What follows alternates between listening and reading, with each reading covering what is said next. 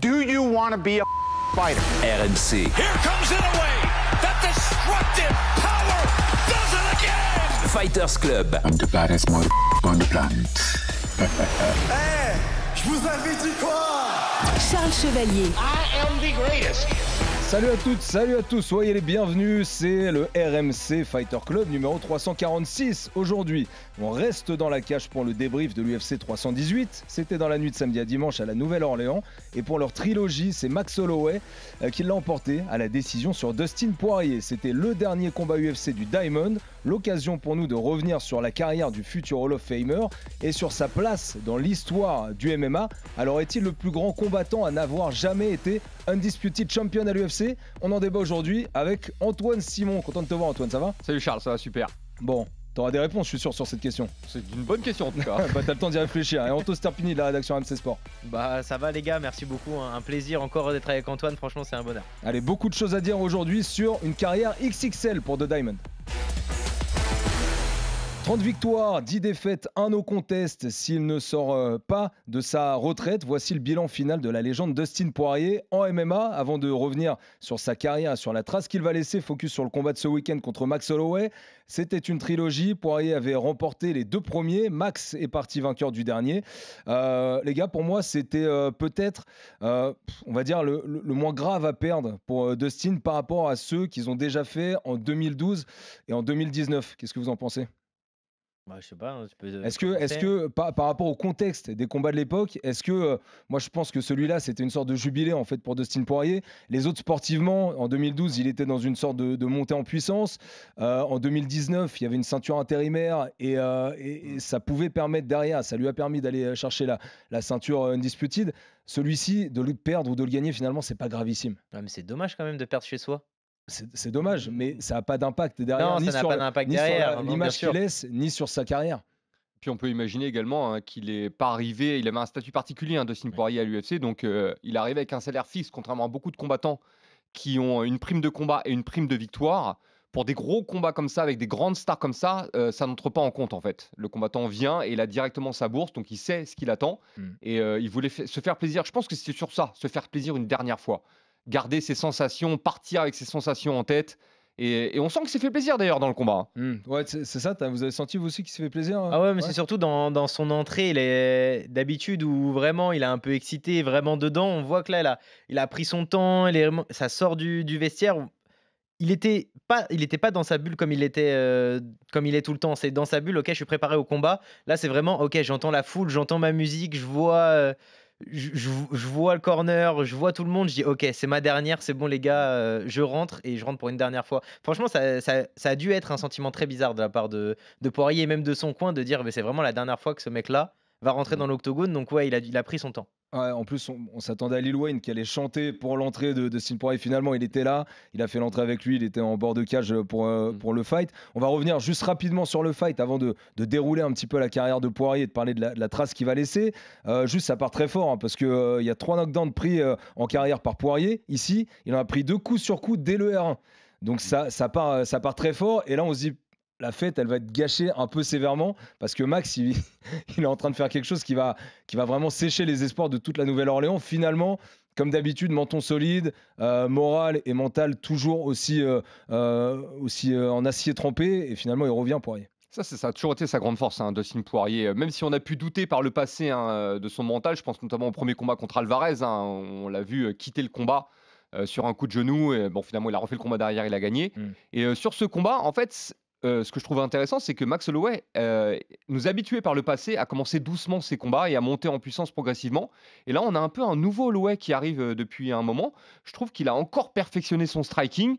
Il est d'autant plus efficace maintenant. Et c'est marrant parce que ce qui lui a permis d'envoyer Poirier au sol sur ce combat, c'était pas la même stratégie qu'il avait employée sur le précédent combat qui avait eu lieu pour la ceinture par intérim. Et son style a vraiment évolué entre les 2 combats. Et je suis pas sûr qu'à l'époque, il aurait pu le faire, ce genre de choses.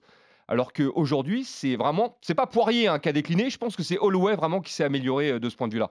En fait, la différence, c'est qu'Holloway, là, on était face à un Poirier qui était encore hyper compétitif. Il allait au bout des 5 rounds, mais en jubilé. Holloway, c'est encore un combattant qui a beaucoup d'espoir et beaucoup d'ambition chez les moins de 70 kilos maintenant. C'est ça la différence, en fait, dans l'approche de ce fight pour les deux. Non, mais c'est ça, mais il est encore jeune, hein, Max Holloway, il a 33 ans, je crois. C'est que. Ouais, mais 33, quand t'as pris autant Oui, de quand coups, t'as pris etc., autant de ça coups, peut- t'as commencé et quand aussi t'as autant tôt. d'expérience, ça peut paraître très vieux déjà pour certains fighters. Et c'est pour ça que Antoine disait qu'il a encore amélioré son striking. Il a vu un nouveau Holloway. C'est que je trouve que là où il s'est amélioré, c'est au niveau stratégique. Avant, comme il pouvait le faire en featherweight aussi, c'est que il imposait son striking. Et c'est bon, potentiellement il gagnait le combat, sauf contre Volkanovski ou Topuria. Là, je l'ai trouvé plus un Max Holloway qui s'adaptait au jeu de Dustin Poirier. Il l'a contré plusieurs fois. Il a avancé et reculé au bon moment. Il a gardé ses facultés naturelles, hein, mais il a su quand même affiner avec un jeu un peu plus fin, envoyer beaucoup moins, mais être beaucoup plus précis et varier les zones de frappe Mais comme ça, il a est-ce que rarement c'est fait. pas le Holloway lightweight en fait? Parce qu'on l'avait vu également contre Justin Gaethje sur le dernier combat BMF, où pareil, sa stratégie est pas tout à fait la même que celle qu'il a adoptée en featherweight. Maintenant, il faut bien comprendre qu'il y a une catégorie d'écart. Les coups ne portent pas de la même manière, les combattants encaissent moins, les combattants frappent plus fort. Enfin, il y a plein de choses, plein de paramètres qui rentrent en compte, et il a adapté son jeu en fonction de ça. Et moi, je suis content pour Holloway quelque part parce que lui il reste à l'UFC aujourd'hui. Il a besoin de ça quelque part. Ça arrange aussi les affaires de l'UFC. Tu l'as dit, Dustin Poirier, lui, c'est son combat de jubilé. Il est là pour se faire plaisir, pour garder ses dernières sensations. Et puis, quand on voit la carrière qu'il a eue, il n'a pas de regret à avoir, Dustin Poirier. Il a une carrière magnifique. Ouais, carrière incroyable. Juste, il a quand même tenté sa guillotine. Ouais, c'est son spécial. Bah Elle oui. est pas passée, mais à ce moment-là, c'est fou. On se dit, ça va le faire. Pareil, comme on le dit pour Max Holloway dès la première reprise, mais là, on se dit, ça va le faire. Il va le faire, c'est pas possible. Et derrière, ça lui a été posé comme question, est-ce que tu regrettes d'avoir tenté la guillotine à ce moment-là, alors que tu aurais pu peut-être aller sur autre chose? Il réfléchit un peu, il dit, mais non, je peux pas regretter de l'avoir tenté. Mais ça aurait été fou qu'il termine par une guillotine, sa carrière. Ouais, ça aurait été Ça incroyable, aurait mais été bon, dingue. je trouve ça dommage de la tenter alors que t'as un Max Holloway au sol, pourquoi pas un ground and pound? Mais non, on tente attends, quand si même. tu regardes bien les images, Max Holloway, il est pas tout à fait out, il est un peu sur les genoux, finalement, il vient accrocher comme il peut. Et je pense que Dustin, il aurait pu ressortir et continuer en striking. Finalement, il va sur la guillotine, mais Mais est-ce qu'il n'était pas obligé de le faire pour son Ah, dernier c'est combat? ça, Parce que c'est un peu sa trademark, Ah ouais, cette mais c'est guillotine. clair, mais c'est clair, parce qu'il y a une page Instagram Home of Fight qui est très bonne Ouais. pour les stats notamment. Ils ont recensé, je crois, toutes les guillotines de Dustin Poirier. Je crois qu'il y en avait 15 de tentés à l'UFC, dont 7 ou 8 sur un seul combat, je sais plus lequel. Peut-être qu'on Dani Castillo. Non, ça c'était avant, je suis sais incapable de plus, te mais en dire. gros, il y a un combat, il en a tenté beaucoup. Ouais, il fallait qu'il la tente en fait. C'était une sorte de Dommage, ouais, je sais pas, à dommage à lui-même. lui-même. Dommage à lui-même. C'est très bon de se rendre des hommages à soi-même. Bon, en tout cas, malheureusement, ça passe pas. Derrière, sur le reste du combat, ça tombe un petit peu. Il y a moins de highlights de fou sur les 4e, 5e reprises. Max Holloway qui avait distribué beaucoup de kicks, il continue de distribuer des kicks. D'ailleurs, c'était une tactique pendant à peu près tout le combat, même si c'était plus efficient dans les premières reprises. Derrière, ça termine. Voilà, la carte des juges est normale. Alors ça, Dustin Poirier, il est parti en disant bon, moi, à l'entame du 5e, je croyais qu'on était à 2 partout. Finalement, c'était pas le cas pour tous les juges. Bon, que Holloway gagne, quoi qu'il arrive, c'était totalement normal vu le combat. Moi, je pensais peut-être 4 rounds à 1 ou 5 rounds à Bah, c'est 0. ça, ouais, hein. Ouais, il y a- j'avais 4 ouais. rounds à 1, vraiment 49-46. C'est l'heure, vous minimum. voyez, 50-45. Ouais. C'est vrai que vous étiez beaucoup pas d'accord sur ce sur cet Ouais. événement. En ce moment, il y a des désaccords entre Taylor et toi, mais c'est très bon, j'adore. Bon, en tout cas, victoire totalement logique, vu ce qui s'est passé dans le combat pour Max Holloway face à Dustin Poirier. Seul truc aussi, image amusante à la fin de l'événement, c'est même l'UFC qui l'a publié, ils se croisent dans les couloirs. Et là, il y a Holloway qui dit gros, on a même pas le Fight of the Night, on n'a pas de bonus, on n'a rien, c'est pas nous. Et là, il se dit mais quoi, c'est pas possible, on n'a pas le Fight of the Night. Ça aurait mérité un Fight of the Night. Alors, ça aurait Oui, pu mériter oui, un Fight oui, Night. Oui, ça aurait pour pu. le prestige du combat, pour Ouais, finalement, c'est Marvin pour Vettori, remercier un peu c'est aussi le les combat deux de Vettori combattants qui l'a de pris, leur ouais. carrière. Ouais. Maintenant, le combat de Vettori était quand même assez exceptionnel. ouais. Vettori Allen, ça s'envoie normal que ce Ouais. soit le Fight Ouais, of mais the Night. ça m'étonne que pour un combat comme ça, l'UFC se dise pas on rajoute un Fight of the Night. Ils ont regardé qui a laissé le plus d'années de vie dans la cage ce soir, et il s'avère que c'est Vettori et Allen. Allez, on leur donne. Ouais, et puis ils se sont peut-être dit aussi on a déjà laissé pas mal de bonus à Poirier Holloway. On va Je leur vous faire- rappelle que Holloway a Ouais. pris quand même Ouais. 600 Il 000 a de pris bonus, 600 000, l'UFC ouais, 300. hein. Exactement, parce que pour l'UFC 300, quel combattant déjà avait chauffé Dana White en conf? C'est un combattant qui avait chauffé, je crois, en disant tu donnes 300 000 et il avait donné 300 000, non? C'était pas ça l'histoire? Mais c'est pas Max Holloway à qui l'époque, avait- c'était en peut-être Max conférence de Holloway. presse. Ouais, je me demande si c'est C'était pas Max peut-être Max Holloway. Holloway qui avait fait ça. Il dit ouais. non, Bon. on devrait monter et tout. Tu veux combien? 300 000. Ok, 300 000. Ouais. Et puis juste ce dernier truc aussi, Yacine Zawini, notre reporter AMC Sport qui était sur place pour la Fight Week, il avait demandé à Max Holloway est-ce que si tous les deux vous êtes encore debout à 10 secondes de la fin, tu fais comme contre Justin Gaethje, tu pointes le centre de l'octogone et on y va. Il l'a fait finalement, Max Holloway. Et là, même Dustin Poirier, il n'a pas fait une attitude totalement BMF, il est venu coller au final. Sur les Ouais, mais on peut le comprendre, 4-5 dernières oui, secondes. oui. Ouais, mais tu vois, Justin Gaethje, il n'a pas fait ça au final. Oui, mais Justin Gaethje, il n'avait pas d'assurance. Hein. Il avait jamais vu Max Holloway mettre un KO dans la dernière seconde. Ok, mais finalement, bon, mais il n'était pas dans la même situation de combat aussi. Justin Gaethje, il s'est dit, de toute façon, c'est ma dernière chance. En plus, il avait le nez cassé, il était dans un piteux état. Je sais même pas s'il était encore très lucide à ce moment du combat. Ouais, mais là, il devait savoir, Dustin Poirier, qu'il avait perdu le combat aussi. Bon, après, pour ton jubilé devant ta famille. Non, c'est pour ça, il a tenté. Il a fait, allez hop, je vais dans les gens. Excuse-moi, mais ça, on va en reparler aussi de la ceinture BMF, mais une attitude BMF, t'y vas, tu vois ce que je veux dire? Moi, c'est pour ça que j'ai certaines réticences à dire que au-delà de son style de fight et des combats qu'il a livrés, pour moi, Dustin Poirier, c'est pas un vrai BMF dans l'attitude qu'il a aussi en dehors. Non, peut-être sur ce combat, mais dans sa carrière, oui, il a été BMF à de nombreuses reprises. Le combat contre Chan Sung Jung, qui était pour moi un combat référence de son début de carrière, qui perd malheureusement. Mais c'était un fight of the night, un fight of the year quand même. Les deux ont fait une guerre mémorable. En plus, il prend un Bravo oui, dans le 4e. Dustin Poirier, ouais, c'est dur comme combat. Donc non, en fait, c'est une récompense pour l'ensemble de leur carrière. Parce que c'est un peu ça hein, à l'origine, hein, la ceinture BMF. Je vous rappelle, hein, tout ça, c'est né d'une déclaration de Nate Diaz à la base, en disant « Ouais, je suis the baddest motherfucker ». Et effectivement, le combat contre Masvidal, le premier combat contre Masvidal, on prend 2 combattants qui n'iront pas au bout, on le sait. Parce que c'est ça le concept un peu, c'est on a 2 combattants qui n'iront pas au bout, mais qui ont régalé les fans pendant des années avec des guerres mémorables, des combattants qui jouent leur vie presque dans la cage. C'est ça qui est complètement fou. En fait, en Muay Thai, on a ça aussi au One, on appelle ça les Muay Book. Les Muay Book, c'est les guerriers, les bagarreurs. C'est des combattants qui ont une stratégie, mais dès qu'ils prennent un coup ou deux, la stratégie, on s'en fiche et on va à la guerre. Dès qu'on est sonné, plutôt que d'essayer de gérer, de coller ou de tourner, non, on retourne à la guerre et on se dit on tente le tout pour le tout. Voilà, donc c'est ça un peu l'esprit BMF. Donc Nate Diaz, Masvidal, effectivement, ce sont 2 combattants BMF qui ont fait une vraie guerre. Hein. Ils ont tout donné, voilà. Maintenant, Nate Diaz, on le sait, hein, c'est quelqu'un qui réfléchit pas dans ses combats. Souvenez-vous du combat contre Leon Edwards, hein, où il lui met un down à la fin du 5e round et au lieu de terminer le combat, il lui prend 2 doigts. Nate Diaz, c'est un Muay Book dès le début du combat, quoi. Ouais, exactement. Et en fait, Gaethje, si vous regardez ses premiers combats à l'UFC, c'était pareil. C'était un guerrier absolu, quelqu'un qui va à la guerre constamment. Poirier l'a fait de nombreuses fois dans sa carrière. Holloway l'a fait je ne sais combien de fois dans sa carrière. Donc, ce sont des combattants méritants pour disputer cette ceinture. Maintenant, j'ai remarqué que plus le temps passe, plus ce titre BMF prend de l'importance. C'est-à-dire, c'est plus seulement la ceinture du baddest motherfucker, c'est une ceinture également à récupérer. Et je trouve que la manière dont Holloway a combattu contre Gaethje et la manière dont Holloway a combattu contre Dustin Poirier, il a fait des combats de championnat. Il a combattu intelligemment. C'est le nouveau Max Holloway, hein, t'en parlais tout à l'heure. Voilà, c'est qui réfléchit, qui met au point une stratégie, qui joue sur ses armes, et ça fonctionne pour lui. Et maintenant, il y a toujours ce petit moment BMF, un moment dans le combat. Donc Holloway, pour ça, on peut rien lui enlever. Hein. Il l'a fait contre la fin de Gaethje, il l'a fait là aussi. Alors qu'il avait gagné le combat. Donc c'est un risque qu'il prend. On avait parlé avec Anto, avec Baba dans la preview de l'UFC 318. Le moment contre Gaethje, tu pourras pas avoir plus BMF que ce qu'il a fait. Il avait déjà fait par le passé. Il a fait contre Ricardo Lamas. Il l'a fait, mais le résultat. C'est le résultat. Sachant qu'il est devant.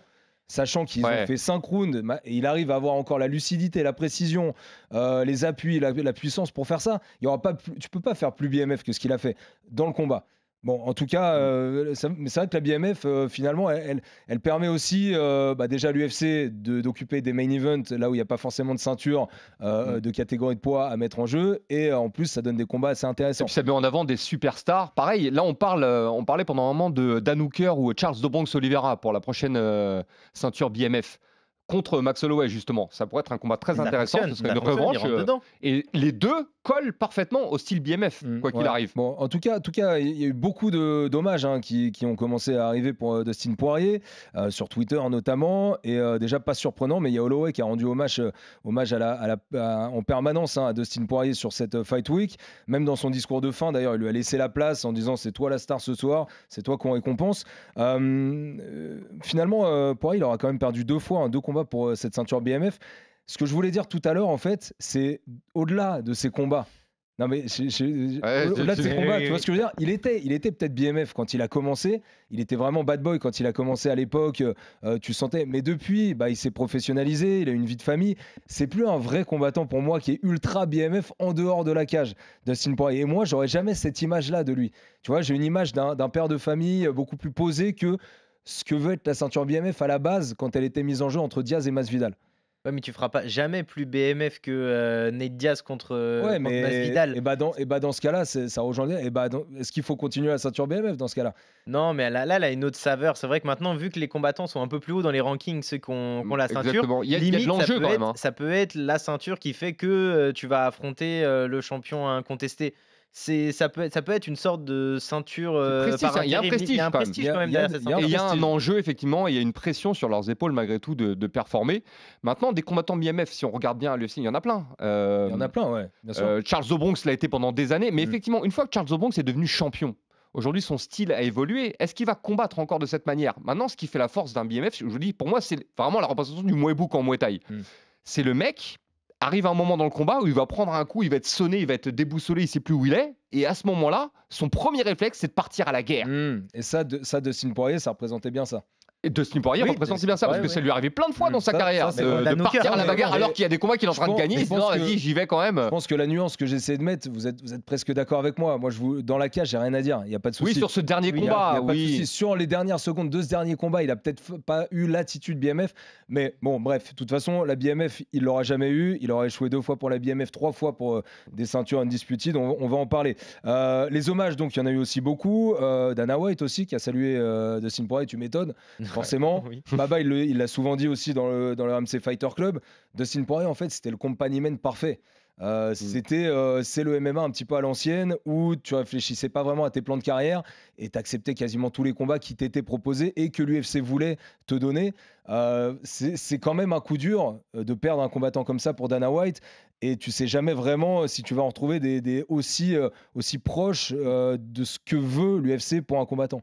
Non, mais c'est exactement ça. Mais c'est le combattant, c'est Dana White. Et Dustin Poirier le disait, mais c'est normal. Mais Dana White le disait, il n'a jamais reçu un refus de Dustin Poirier. Il était même capable, au moment où je ne sais plus qui ne pouvait pas faire le poids, mais il y avait un combat où il pouvait prendre un short notice de 24 heures. Il n'avait aucun souci. Il pouvait combattre en 77. Il a toujours dit qu'il le pouvait, mais on lui a jamais vraiment proposé de combattre en 77. Aujourd'hui, à l'UFC, c'est un peu compliqué. On voit, par exemple, quand Dricus du Plessis avait leak un Gaethje Pimblet et Pimblet répond mais les gars vous pensez vraiment que je peux faire 70 kilos dans 3 semaines? Dustin Poirier lui il aurait fait dans 3 semaines je le fais le combat. Là aujourd'hui c'est un peu plus compliqué, c'est plus facile je dirais quand le combattant n'est pas dans les rankings, c'est au proche du top 15 comme Valeros qui va prendre un combat le 2 août alors qu'il n'était pas prévu. Plus facile d'avoir cette attitude là où dès que l'UFC t'appelle tu dis oui, que quand tu es dans le ranking, tu es dans le top 5, c'est vrai qu'il y a très peu de combattants qui disent vas-y, appelez-moi, si c'est pas pour le titre, je peux répondre quand même. Les autres, ils vont te dire c'est pour le titre, attends, dans 4 semaines, peut-être dans un mois. Ce que je peux comprendre, hein, c'est un peu compliqué aussi de faire le poids, mais aujourd'hui, un mec comme Dustin Poirier, je sais pas si on en a à l'UFC. Et puis, je trouve qu'il a aussi un style. Il y a eu beaucoup d'hommages, hein, évidemment, tous ses anciens adversaires, notamment ceux qui l'ont battu, Khabib, Gaethje, tout le monde lui a rendu hommage. Je trouve qu'il avait un style en plus qui mettait en valeur ses adversaires. C'est-à-dire que les mecs qui ont perdu contre lui, je pense à BSD par exemple, les défaites, elles vieillissent bien.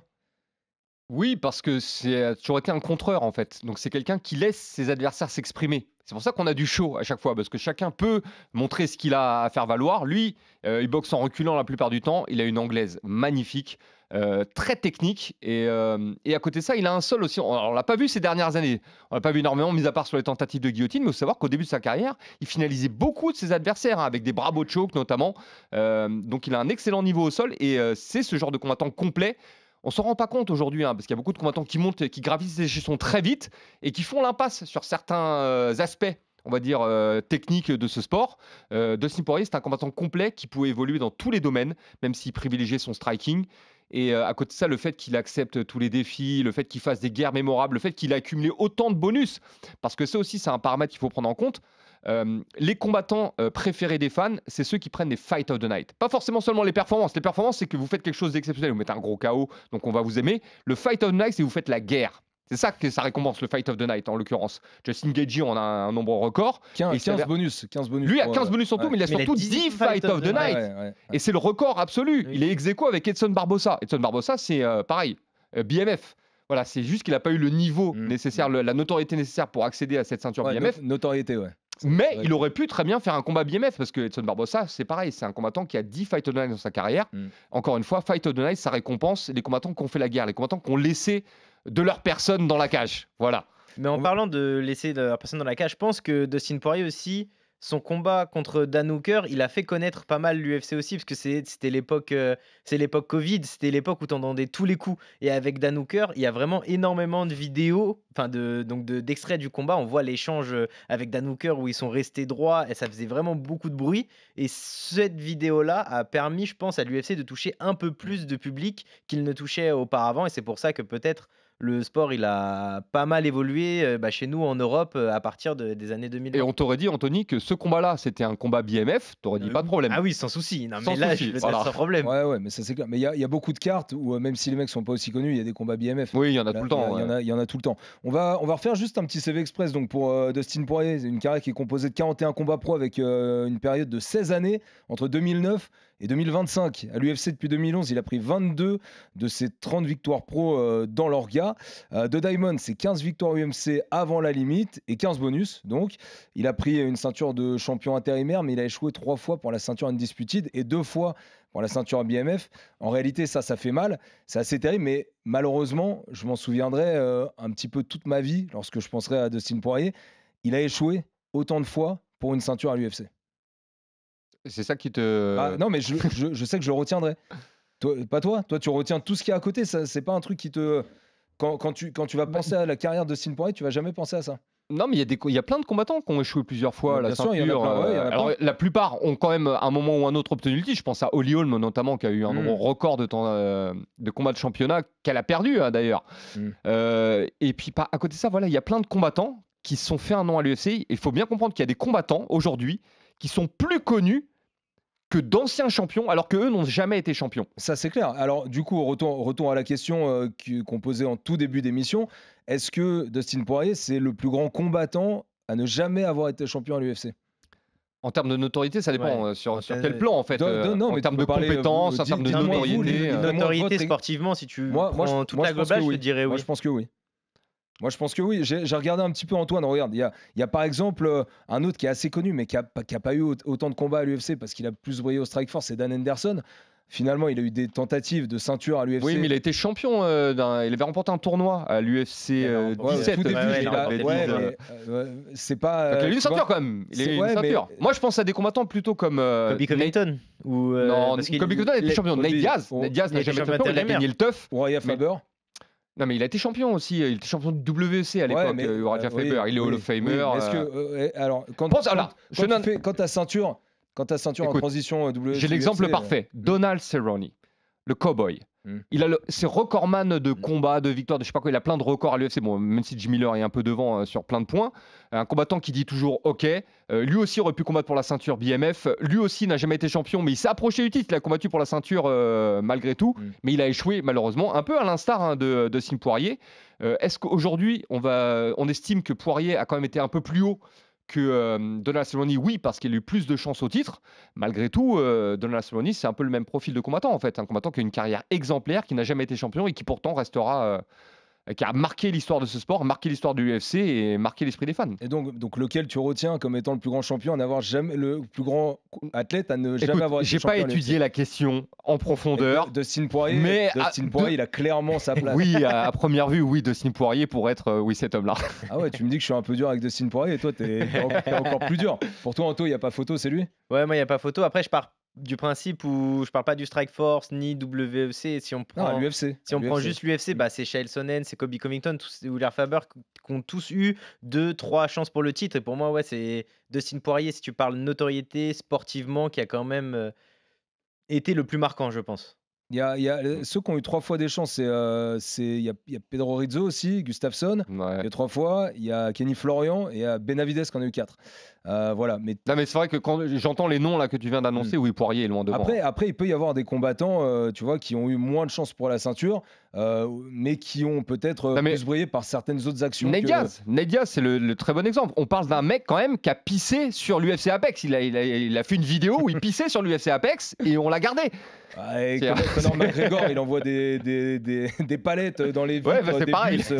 Bon, c'est sûr que les mecs qui s'illustrent comme ça, d'ailleurs, ils ont eu raison de faire tout ça les deux parce que ça leur ça a quand même pas mal profité. Bon, en tout cas, Poirier débute à l'UFC le 1er janvier 2011. J'aime bien regarder ce genre de choses aussi, mais c'est pour se rendre compte d'une époque. Et toi, tu as connu plein d'époques à l'UFC depuis 30 ans maintenant.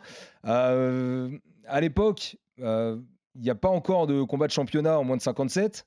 Il n'y a pas encore de combat de championnat en moins de 61, et même en moins de 66 d'ailleurs. On peut réexpliquer en fait. Ces catégories-là n'existaient pas à l'UFC. Transfuge, WC. Ils avaient une catégorie lightweight qu'ils ont arrêtée pendant un moment parce que faute de combattants, et finalement ils ont mis la main sur le WEC, le World Extreme Cage Fighting, qui est une organisation américaine mineure entre guillemets, même si l'UFC n'aime pas qu'on dise mineure. Sont concurrentes.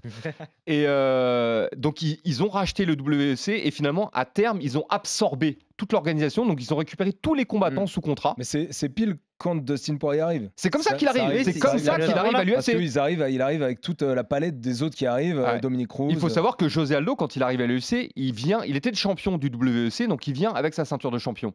Et en fait il avait un combat qui était prévu contre Josh Grispi, c'est ça ? Ouais, c'est ça. Et je fais ça de tête. Non mais je m'en souviens. Josh Grispi, Aldo décline le combat. Poirier prend le combat un peu au pied levé et il bat Josh Grispi.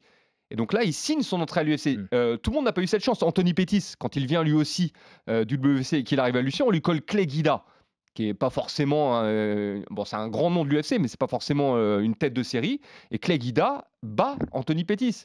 Donc en fait, il y a toujours cette tous ces champions en fait, qui arrivent d'autres organisations, ils ont toujours des problèmes quand ils arrivent à l'UFC. Il s'avère que Poirier, lui, on lui offre un grand nom d'emblée et il passe le test avec brio et en plus il fait le show. C'est ça qui est intéressant. Et sur tous les combats qu'il fait après, en fait, c'est là où il se crée cette réputation. Parce qu'on voit qu'il est complet. Il combat en featherweight à l'époque, en moins de 66 kilos. On voit qu'il est complet, on voit qu'il a un bon striking, on voit qu'il a un bon sol, et en plus, il fait la guerre.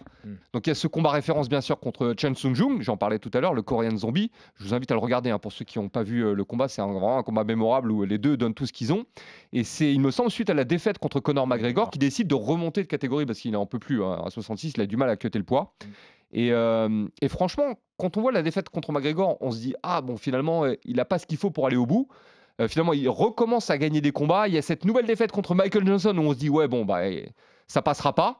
Et à partir de là, et c'est ça que j'aime beaucoup avec Dustin Poirier, c'est un de ses combattants, un peu comme Charles Oliveira. Plusieurs fois dans sa carrière, on se dit, non, ça le fera pas. Et puis finalement, il arrive à se réinventer, il arrive à corriger les petits problèmes qu'il avait.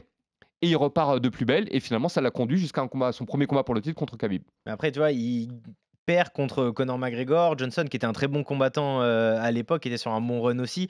C'est pas des défaites cuisantes ou qui l'ont. Ouais, mais c'est des défaites dures par KO et rapides. Ouais, c'est KO rapide, ses premiers rounds à chaque fois. C'est dur. Et par rapport aux défaites qu'il prend dans la deuxième moitié de sa carrière à l'UFC, c'est des défaites contre des mecs qui ont moins de. Parce que, en fait, les défaites qu'il prend derrière, c'est des mecs qui sont quasiment tous à leur prime.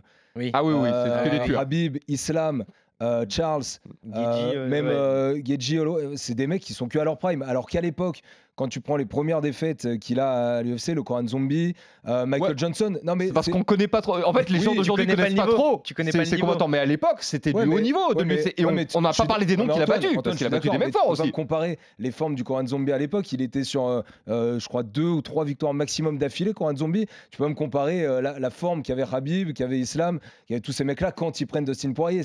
C'est des défaites qui. D'ailleurs, même lui, il l'a dit. Michael Johnson, c'est un très bon combattant. Il a encore gagné sur la carte de l'UFC 318 l'autre jour. Il est encore là. Par contre, tu peux pas me comparer ces défaites-là à celles qu'il a dans la deuxième moitié de son run à l'UFC. Ah non, c'est indéniable. Il prend des vrais tueurs. Et en plus, les meilleurs combattants de leur génération. Islam Makhachev, est-ce que c'est pas le meilleur combattant de sa génération? Oui, Khabib, tout pareil. Voilà. Et même Charles do Bronx, quand il le prend, il aurait pu l'affronter avant dans sa carrière, parce que Charles do Bronx a également combattu à 66, il faut savoir, pendant un moment. Sauf que lui, il a raté le poids 4 fois. Dans cette catégorie, il a dit, vas-y. Il se blessait tout le temps. Le poids, c'est folie. Ouais, c'était un vrai problème.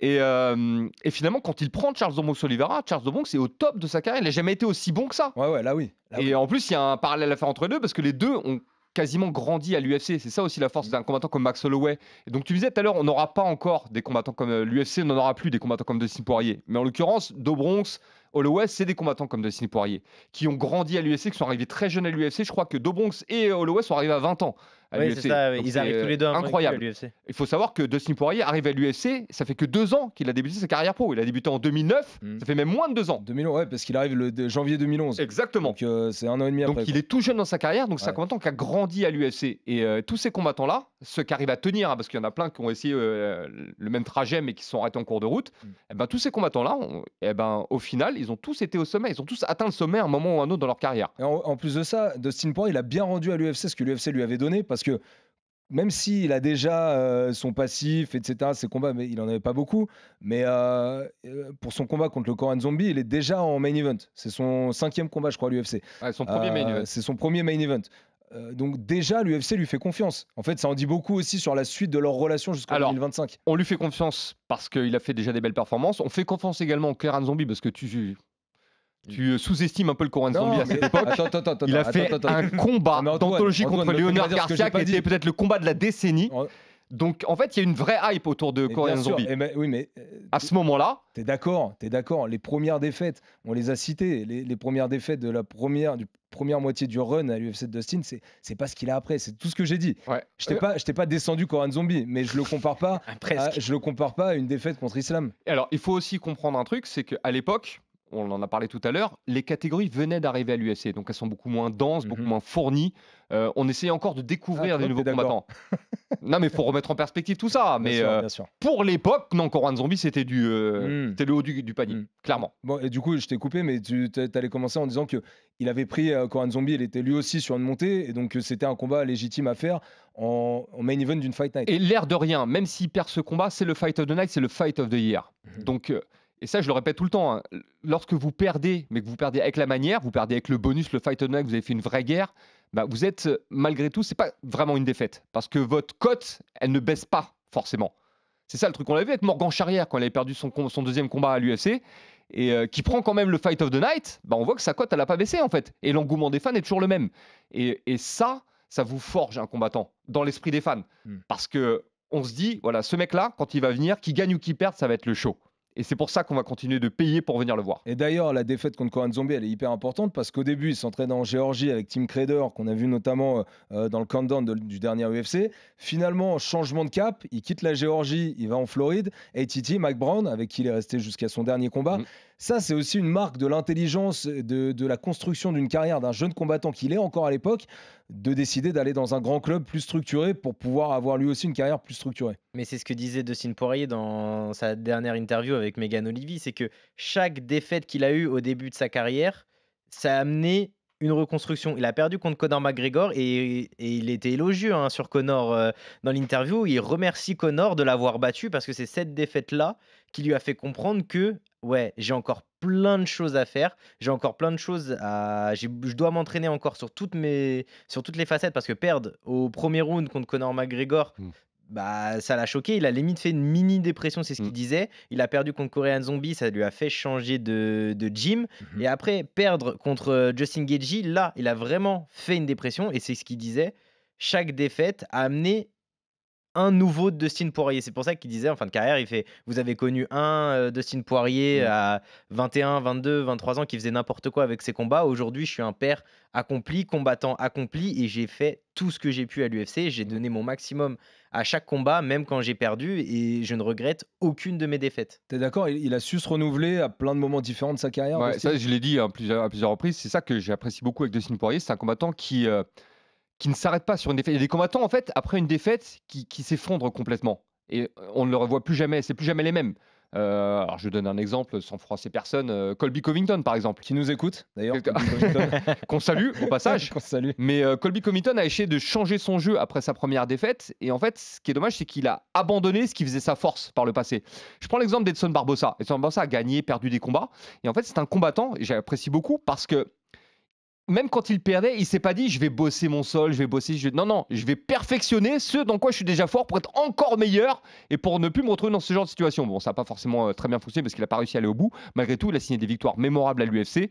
Et pour revenir à Dustin Poirier, il y a aussi cet aspect mental. Après, c'est l'expérience qui parle. Mais dans le combat contre Conor McGregor, la petite anecdote, c'est que quand ils étaient dans le couloir avant d'entrer, McGregor, qui à l'époque affichait une confiance inébranlable.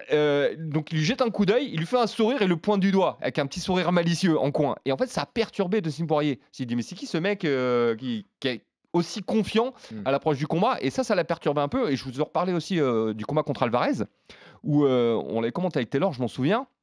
Et au moment où il abandonne, alors qu'il gagne le combat au début, hein, mais on sent que ça devient dur à un moment, qu'Alvarez est en train de revenir dans le combat. Et il prend ce coup de genou à la tête qui est totalement interdit, bien évidemment, c'est tout à fait légitime hein, d'ailleurs qu'il arrête le combat. Mais on sent que, voilà, dans sa tête, il y a un truc qui s'est passé. Il dit « Oh non, j'en veux plus ». Et donc on avait des doutes pour la suite de sa carrière. Mais finalement, à chaque fois, c'est ça qui est fort. C'est qu'on a un doute, il revient la fois d'après, il fait oublier ce doute. Il faut savoir qu'avant cette défaite contre Max Holloway là, qu'il a eu dernièrement, il n'avait jamais perdu 2 combats d'affilée. Ouais. C'est-à-dire qu'à chaque fois qu'il perd, il revient et il se remet à gagner. À nouveau, avec un nouveau Dustin Poirier, nouvelle compétence, un Dustin Poirier un peu remanié. Enfin bon. Mais c'est là où mentalement. Alors, non, mais ça ouvre la question aussi de justement la gestion des émotions de Dustin Poirier parce que. Par exemple, il y a eu des moments un peu plus compliqués dans sa carrière. Quand il perd contre Korean Zombie, c'est en main event. Derrière, le prochain main event qu'il aura sera le 17 septembre 2016, alors que celui du Korean Zombie, c'était le 15 mai 2012.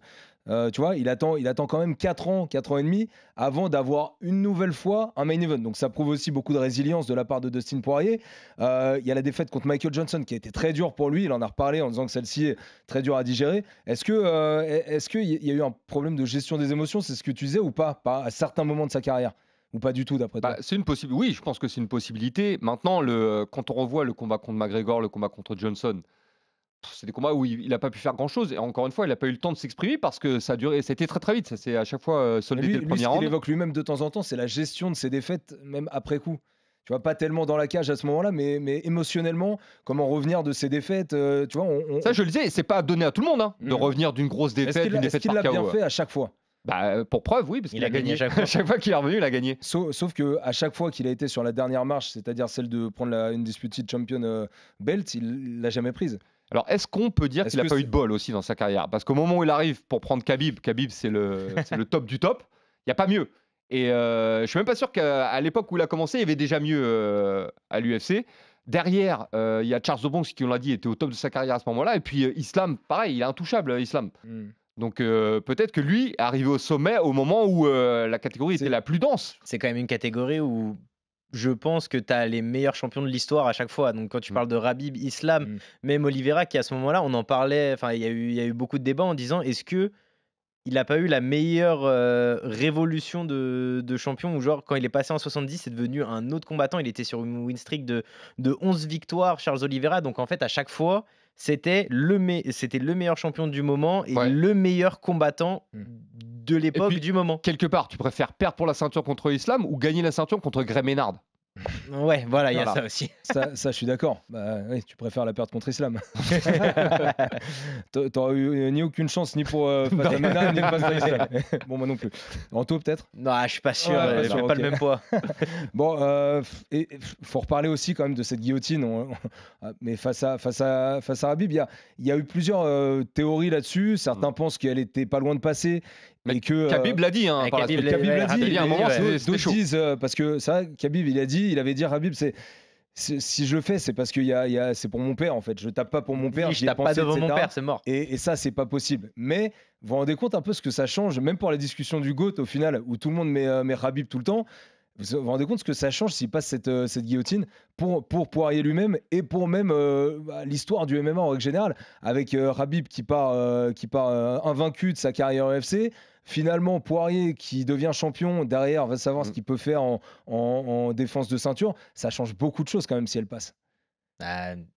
C'est au moment où tu vois l'action, tu vois donc oui, elle est tight, hein, vraiment la guillotine. Mais Khabib était aussi connu pour ne jamais taper ou même ne même esquisser un.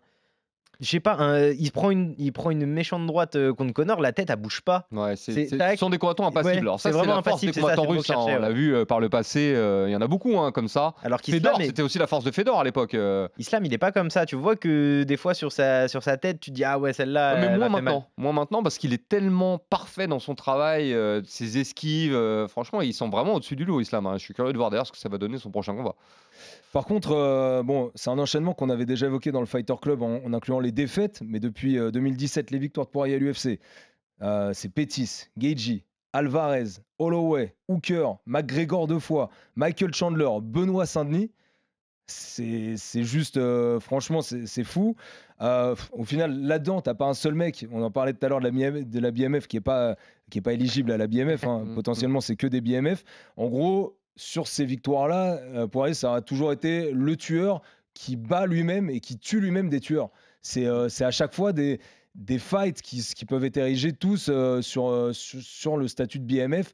Et qui font peur juste quand tu vois l'affiche du combat, en fait. Non, mais il faudrait regarder. Mais je pense que Dustin Poirier a battu plus de champions que certains champions de l'UFC. Il a battu tellement. Je suis même pas sûr, je suis même persuadé que Khabib n'a pas battu autant d'anciens champions que a pu le faire Dustin Poirier. Bah ouais, c'est sûr. Bah, c'est vrai que tous les champions qu'il a battus, c'est assez énorme pour Dustin Poirier. Et puis, Antoine, de manière plus générale, enchaîner des combats contre Miller, Alvarez, Pettis, Gaethje, Holloway, Khabib, Hooker, McGregor, Oliveira, Chandler, BSD, Makhachev. Il y aura pas beaucoup d'enchaînements comme ça dans l'histoire, victoire ou défaite, hein, mais qui peuvent être aussi. Il y en a très très peu effectivement. Alors, si Joe Bronx a fait ce genre de série, je sais que on évoquait le parcours de Michael Johnson tout à l'heure. Il faut savoir que Michael Johnson, à un moment de sa carrière, juste après la victoire contre Dustin Poirier, il a fait un combo.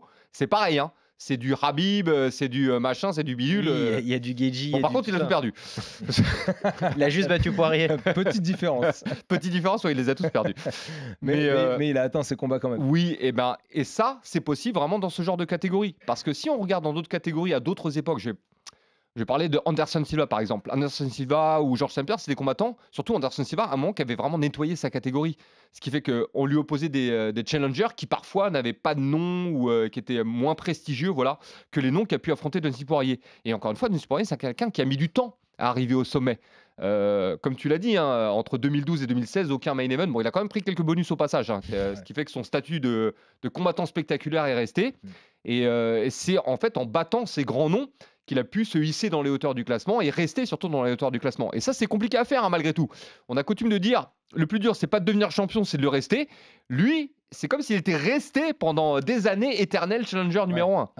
Je crois qu'il est dans le top 5 depuis 2016, je crois. Ouais, c'est énorme. Et donc, il est resté plus de 9 ans, presque 10 ans dans le top 5. Mais qui a fait ça? Dustin Poirier, incroyable. Du coup, Hall of Fame, pas de problème pour Poirier. Oui, c'est certain. D'ailleurs, j'ai vérifié, hein, il y a la branche des pionniers de l'UFC qui est dans le Hall of Fame, et puis il y a celle de l'ère moderne. Tu sais comment on distingue les deux? Comment? Ah, tu sais pas? Ah si, c'est par rapport aux règles.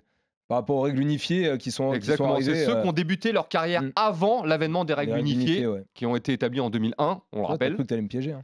Ah ouais, j'ai cru que j'allais te piéger. Non, mais t'as lu mon bouquin, c'est pour ça. Ah, exactement. Voilà. C'est marqué dedans. D'ailleurs dans les très bonnes librairies. Non, mais c'est marqué dedans, c'est expliqué. C'est vrai que j'ai lu en plus ton bouquin.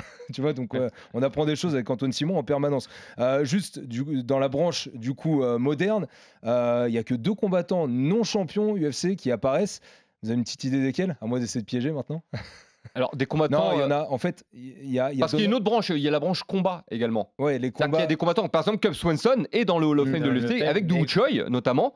Alors que beaucoup de gens ne connaissent même pas Doo Ho Choi. Mais il est Hall of Famer de l'UFC parce qu'il a fait ce combat mémorable contre Cub Swanson à un moment. Jones y est aussi. Gustave John Jones est entré également. Bon, en tout cas, il y a Donald Cerrone qui est par exemple dans oui, parce qu'il a pris sa retraite récemment, sans avoir été champion à l'UFC. On l'a évoqué tout à l'heure, hein, Donald Cerrone, en termes de parcours, et c'est un combattant qui n'a pas été champion, mais qui malgré tout a établi de nombreux records à l'UFC, tout comme Dustin Poirier d'ailleurs, et qui mérite assurément sa place. Un seul souvenir que vous retenez de Dustin Poirier, je ne vous l'ai pas demandé avant, ça se prépare peut-être un petit peu, mais je vais vous dire le mien. Moi, c'est vrai que c'est malheureusement cette guillotine contre Khabib, j'y penserai toujours. Tu vois, j'y penserai toujours. Pour moi, même s'il y a beaucoup de victoires que je retiens évidemment de Dustin Poirier, même plus récemment, parce que c'est face à Benoît Saint-Denis et puis tout ce qui s'est passé avant. Mais cette guillotine qui passe pas contre Khabib, je te dis que pour moi, elle change énormément de choses globalement à l'UFC. Et donc je la retiendrai toujours parce que je me dis que c'est vraiment passé à ça. Il n'y a aucun regret. Il peut avoir aucun regret sur sa carrière. Franchement, c'est ce qu'il avait dit en tentant cette guillotine contre Max Holloway sur le dernier combat. J'ai pas de regret à l'avoir tenté, pas du tout. Et heureusement. Mais c'est vrai que quand même, j'y pense et ça marquera pour moi un moment aussi de la carrière de Dustin Poirier. Je sais pas pour vous ce que ça peut être le souvenir, si vous en avez un. Moi, mon souvenir, c'est le combat contre Dan Hooker. Parce que, bon, désolé Antoine, mais écoutez-le sans commentaire. Écoutez-le sans commentaire, t'es à l'apex. Il a bien fait de venir, Antoine. T'es à l'apex, il n'y a personne, t'as juste les juges et les cornerman. T'entends tous les impacts des coups et juste que ça fait synchrone et ça fait flipper. Ça fait vraiment peur où vraiment t'entends tous les coups et ces mecs-là restent debout et continuent à s'envoyer encore et encore et encore. C'est cette image de Dustin Poirier vraiment ne jamais tomber face à des coups même quand aucun humain pourrait supporter vrai, autant de pour coups. moi, il a pris beaucoup de risques comme dans ce combat. Ah oui, il aurait beaucoup pu de le risques gérer inutiles. différemment, prendre moins de coups. Non, il a voulu faire la guerre et c'est vraiment un beau spectacle. Moi, ce que je vais retenir, c'est sa victoire contre Justin Gaethje. C'était le Fight of the Night, d'ailleurs c'était un combat mémorable. À l'époque où Justin Gaethje venait d'arriver à l'UFC, il faisait que des bonus sur chacun de ses combats. Et c'est là où j'ai compris que Poirier c'était le haut du gratin. Parce que j'ai eu des doutes par le passé à cause de ses fameuses défaites contre Michael Johnson, je me dis, ou même la première défaite contre Alvarez, où je me dis en fait il a lâché dans le combat. Et en fait non, j'ai réalisé dans ce combat contre Gaethje que non, il a ce qu'il faut en fait. Il a ce qu'il faut pour aller au bout. Et s'il est capable de battre Gaethje à l'époque où Gaethje était vraiment au meilleur de sa forme, enfin au meilleur dans son ancien style, je me dis en fait il est capable de battre n'importe qui, de battre n'importe quel champion. On l'a vu derrière avec la victoire contre Alvarez, où il a prouvé d'ailleurs que en remettant les choses en place et en ne prenant pas de coup de genou illégal au sol, il pouvait faire la différence. Et moi je pense que c'est vraiment ce moment-là où j'ai considéré Dustin Poirier comme un potentiel champion, un futur champion peut-être même. Bon, c'était normalement, s'il n'y a pas de retraite qui se termine de manière anticipée pour Dustin Poirier, le dernier épisode du RMC Fighter Club dédié à Dustin Poirier, carrière pro débutée en 2009 et qui vient de se terminer par une défaite contre Max Holloway. La légende de l'UFC a posé les gants avec un bilan de 30 victoires et 10 défaites pour un no contest de Diamond. Sans aucun doute, futur Hall of Famer de l'organisation. Antoine, merci beaucoup à tous les deux. Merci Charles. On pense à Baba, évidemment, qui a pris quelques vacances, qui reviendra très vite dans le RMC Fighter Club. Merci à Arthur Robert et à Laurent Duplouy. On se retrouve très très vite dans le RMC Fighter Club. Ciao. RMC Fighters Club.